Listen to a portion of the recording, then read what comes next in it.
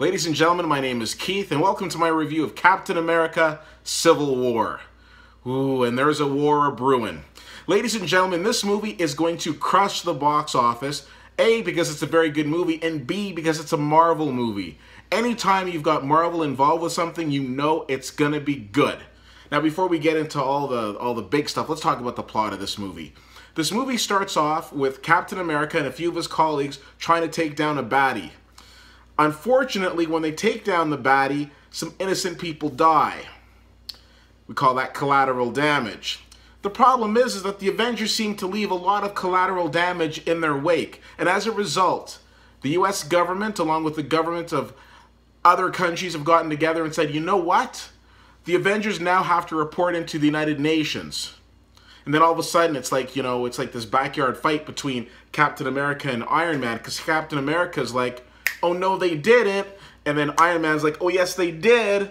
So Iron Man's like, you know what, we need to be held in check, so I'm okay signing this document. And Captain America's like, no, they can't do that, I won't do it, I won't participate.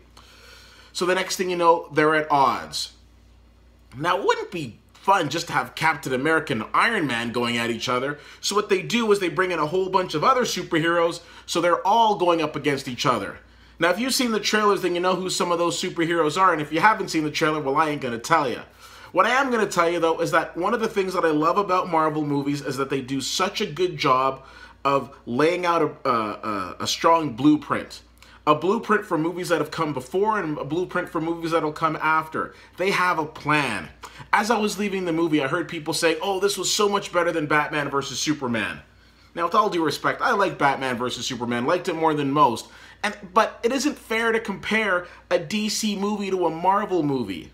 After they took everything that Christopher Nolan worked on with the Dark Knight trilogy, this is DC Comics, and pretty much dumped it in the trash, it was game over for me. Batman vs. Superman was decent, but you can't compare the two, because Marvel has a plan. I just see all of these geniuses at Marvel and Disney sitting at a table and mapping out an absolute strong strategy, where DC is just kind of like, let's try this and see if it works. So there's a lot of things in this Marvel movie that do work. First of all, we've got some really strong female characters played by Scarlett Johansson, as well as played by Elizabeth Olsen, my favorite of the Olsen sisters. Their characters are fantastic. They're very strong on the screen, and they show the fact that you can bring little girls to this movie so they can have superheroes to look up to, but they're not just there for window dressing. They've actually got a point in the movie, which is fun to see.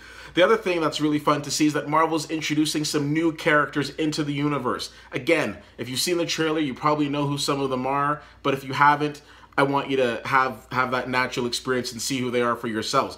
I also love the audience engagement in this movie. So much clapping, so much screaming, so much cheering. It was exciting to see. Now, going into this movie, they really want you to choose a side. This is Marvel. They want you to know if you're Team Iron Man or Team Captain America.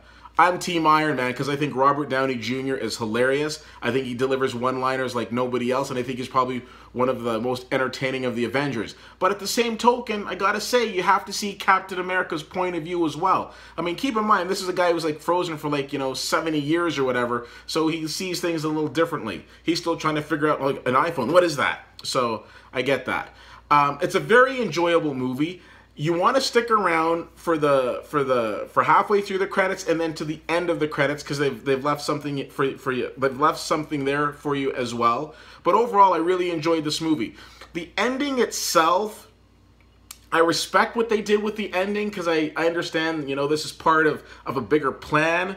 But on a standalone movie, I was kind of hoping for a little more in the ending. But at the same token, let me tell you, this movie's fantastic. You're really going to enjoy it. I give it a B+.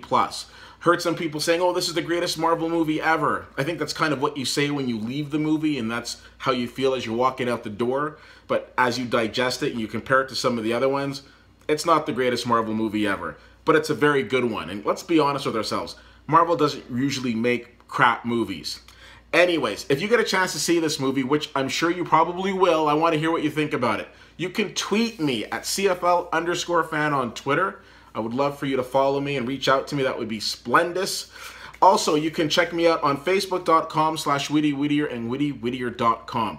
I appreciate you guys taking the time to check this out. Go check out this movie. It is very exciting. It runs 2.5 hours, so make sure you visit the loo before you check it out. Thank you so much for checking this out. My name is Keith, and as always, I'll see you at the movies.